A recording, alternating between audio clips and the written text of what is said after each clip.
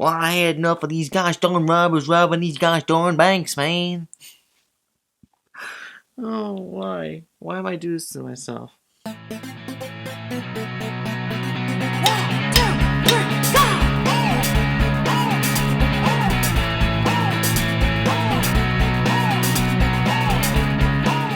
Hey, what's going on, everybody? Welcome to MaffmanJones Movie Reviews.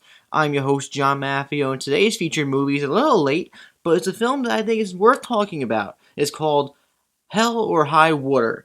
It stars Jeff Bridges, Chris Pine, and Ben Foster, and it stars the latter two actors who are brothers. Chris Pine recruits his older brother, Ben Foster, because he has experience in doing things that are a little hostile. He wants to do right by his family, Chris Pine, because he has a broken family. So they go and rob banks, and who's off trying to stop them? Oh, it's just good old Jeff Bridges, the dude. Don't want to screw with the dude, but here you are.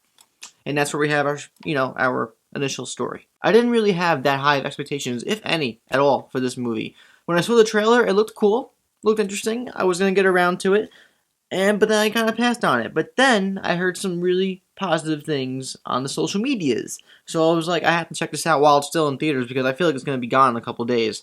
So I went and checked it out, and I was pleasantly surprised. This is definitely a good way, at least for me, to end the summer because I've been trying to avoid all the garbage.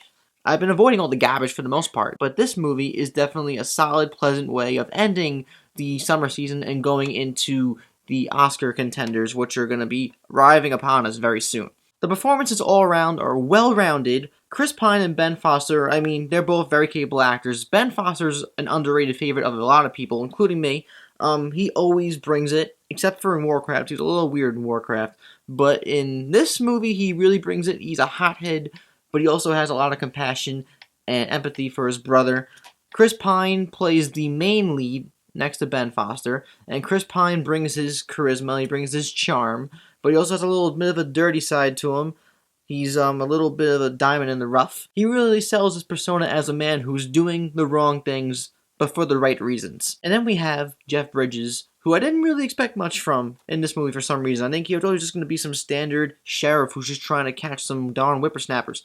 But his performance gets better over the course of the movie. It starts off very subtle, and once you learn more about his character, you start to notice more of the nuances in his performance. These characters are left, overall, in a stance where it's actually very unpredictable in the sense that I thought one thing was going to happen with these characters, and it didn't. The characters' arcs are resolved, but they're also left open for the future with their story, but it's also satisfying. You don't need to make a sequel to this movie. It's a very well-rounded story with characters that are fully realized, and everything basically comes to a head because the whole movie is just lingering build-up to the climax.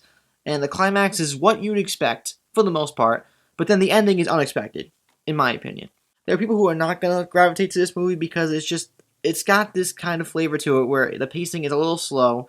Although things are happening constantly, the plot is constantly progressing, moving forward, the way it's progressive in its pacing is kind of slow, and the performances do take their time, and I do think this movie is a movie that might seem boring to some people. I could see that, but for me, I was engrossed the entire time. The film truly is beautiful, though. It's directed phenomenally by its director of photography and director.